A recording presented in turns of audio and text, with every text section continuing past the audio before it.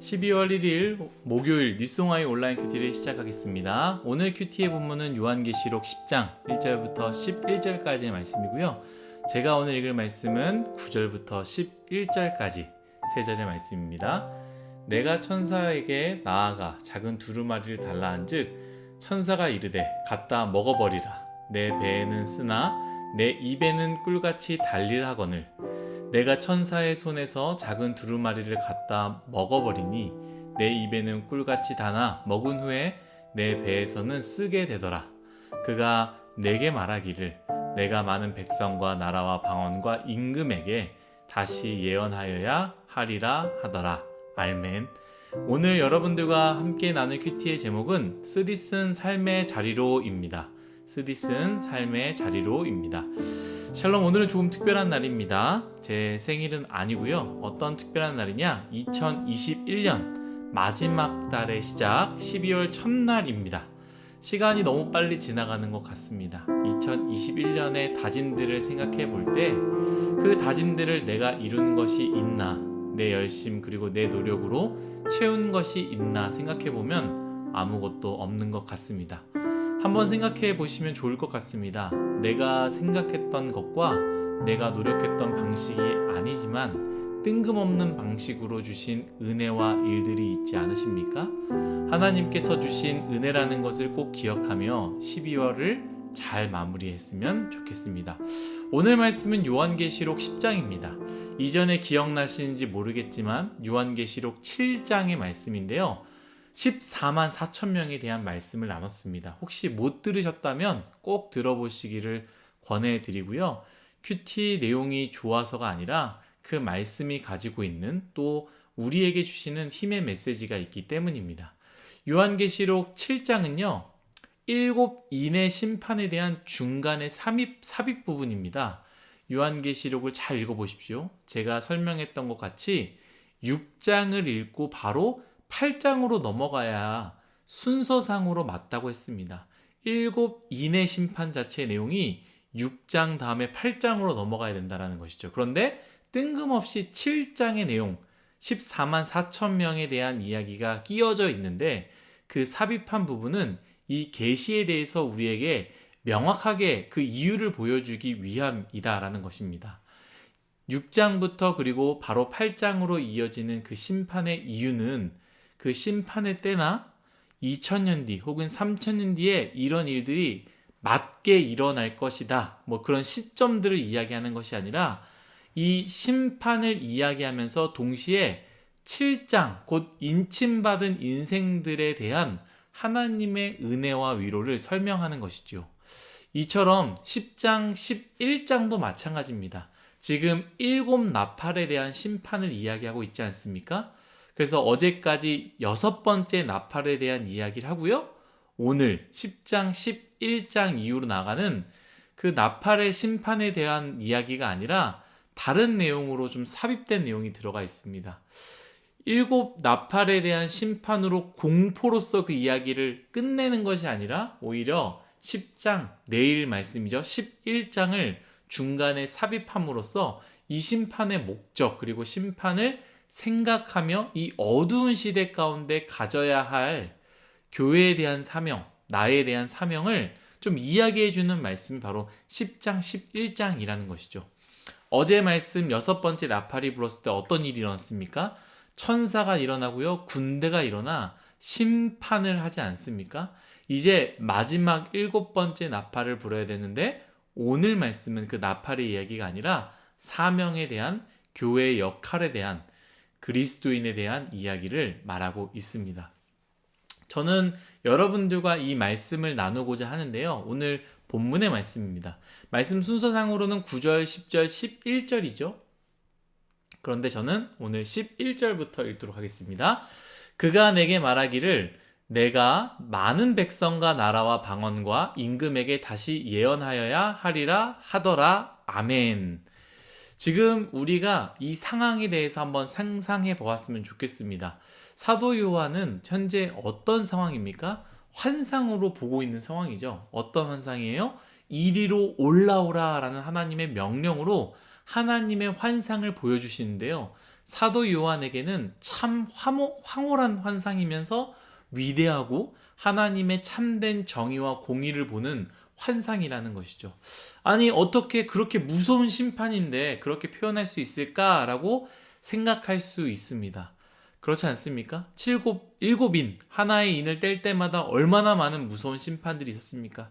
죽음이 있었고 기근이 있었고 수많은 심판들이 있었는데, 그리고 또 일곱 나팔을 불 때마다 자연재해가 막 동시에 일어나고 군대가 일어나서 모조리 심판하는 내용을 보는데, 어떻게 이것이 사도 요한에게 황홀한 환상이며 위대한 환상이라고 말할 수 있을까요? 그것은 사도 요한의 현실, 지금 교회가 어떤 상황이라고 했죠? 고난과 고통 속에 있다고 했습니다. 예수님을 믿는다는 것 하나만을 가지고요, 수많은 순교자들이 나오고 그것으로 핍박과 고통 속에서 처절하게 살아가고 있습니다.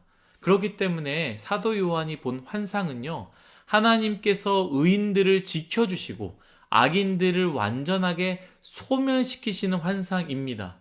무섭거나 두려운 감정도 있겠지요. 그러나 그것은요, 하나님의 완전한 승리이기에 고개를 돌리거나 덜덜 떨 필요가 없습니다. 우리가 잘 아는 말씀, 시편 23편의 말씀 있지 않습니까? 거기서 5절 말씀, 주께서 내 원수의 목전에서 내게 상을 차려주시고 기름을 내 머리에 부으셨으니 내 잔이 넘치나이다. 아멘. 이것과 같은 맥락이라는 것이죠. 원수가 나를 괴롭히고 힘들게 했지만 목자 되신 주님께서 어떻게 하신다고요? 원수의 목전에서 상을 차려주신다라는 것이죠. 그 말은 원수를 굴복시키고 원수가 수치당하게 만든다라는 겁니다. 이처럼 사도 요한이 본 환상은요, 어찌 보면 우리가 읽을 때 무서운 말씀이 될 수 있지만 사도 요한의 입장에서는요, 그 처절한 불합리한 정의도 공의도 없는 악의 무리들이 심판당하는, 우리가 흔히 말하는 사이다와 같은 상황과 사건이고요, 또한 감격의 눈물을 흘리며 그 환상을 보았을 것입니다. 내가 맞구나, 내가 이렇게 믿음 생활하는 것이 옳거나, 우리 그리스도인들이 믿는 이것이 맞구나 하면서 감격스러워하고 있었을 것이다 라는 것이죠. 그런데 오늘 방금 읽은 11절에 사도 요한에게 어떤 명령을 하십니까? 그가 내게 말하기를, 너가 많은 백성과 나라와 방언과 임금에게 다시 예언하여야 하리라 하더라. 아멘. 환상에서 내려와서 현실로 다시 돌아가라는 것이죠. 여기가 좋지만 여기에만 머무르지 말고 현실에 내려가 다시 하나님의 말씀을 전하라는 것입니다. 어떤 현실입니까? 핍박과 고통, 죽음과 두려움, 그 처절한 현실 아니겠습니까? 우리가 잘 아는 말씀, 변화산에서 베드로가 예수님의 환상을 보면서 너무 좋아서 예수님께 무엇라고 말합니까? 주님, 여기가 좋사오니 초막 셋을 짓게 해주십시오 라고 말하지 않습니까? 여기가 좋습니다. 여기서 머물며 평생 살고 싶습니다. 내려가고 싶지 않습니다 라고 할 때에 예수님께서 우리는 내려가야 한다 라고 말씀하시는 것 같이, 이 환상 가운데 행복해하는 사도 요한에게, 그리고 마지막 때를 살고 있는 저와 여러분들에게, 그리고 교회 위에 이야기를 한다라는 것이죠. 승리의 환상 좋지만 우리는 다시 현실에 내려와 그 현실 속에 복음을 전해야 한다. 그 승리의 환상 너무 좋지만 그 환상을 가지고 현실로 내려와 복음을 전해야 한다라는 것입니다. 일터 생각만 해도 쉽지 않은 것 압니다. 숨 막히는 분도 있을 거예요. 분명히 예수님 믿는 것 때문에 핍박받는 분들도 있을 것입니다. 예수님을 믿는 것 가지고 직장 동료들이, 직장 선배들이 비아냥거리는 분도 있겠지요. 또한 내가 예수님을 믿기에 내가 사는 방식이 참 힘들 수도 있습니다. 손해봐야 되고 남들은 다 두 눈 감고 법을 어겨가면서 쉽게 살아가는데, 예수 믿는 것 때문에 손해보고 그것 때문에 내가 더 시간을 투자해야 되고 남들보다 더 굳은 일을 해야 되는 더 아픔을 겪어야 할 때가 있겠지요. 그러한 상황에서 이리로 올라오라, 그 보좌에 앉으신 하나님을 보고 하나님의 심판과 승리를 보았을 때 너무나 기뻤을 것입니다. 그러나 주님은 그런 우리에게 현실로 내려가 그곳에서 그들에게 더 큰 심판이 있기 전에 복음을 전해야 된다고, 삶으로 복음으로 살아내야 한다라는 것입니다. 말씀을 한번 더 읽겠습니다. 마지막입니다. 오늘 말씀 9절 10절이죠. 제가 11절 읽었습니다. 그 전에 있는 9절 10절, 두루마리를 먹으라고 하지 않습니까? 입에는 달고 배에는 쓴 이 두루마리, 말씀이 달콤해집니다. 그 말씀대로 살아내는 것이 참 힘들다라는 것이죠. 말씀은 너무 달콤한데 그 말씀대로 살아내는 것 너무 힘들다라는 거예요. 하나님의 약속, 그 말씀을 생각해 보십시오. 여러분 너무나 기쁘지 않습니까? 최후의 승리, 달디 답니다. 그러나 그렇게 살아내는 것 쓰디쓰다라는 것이죠. 어찌 보면 사도 요한은, 이 사도 요한이 본 환상은 하나님의 말씀이죠. 그 약속입니다. 그 하나님의 말씀과 약속은 참 달디 답니다.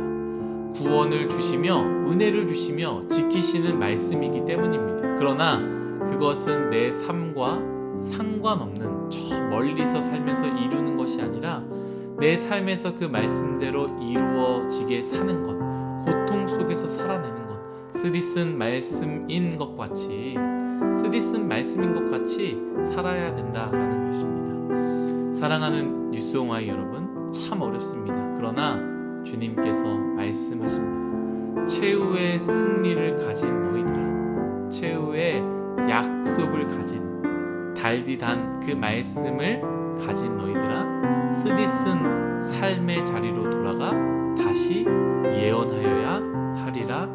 아멘. 기도하겠습니다.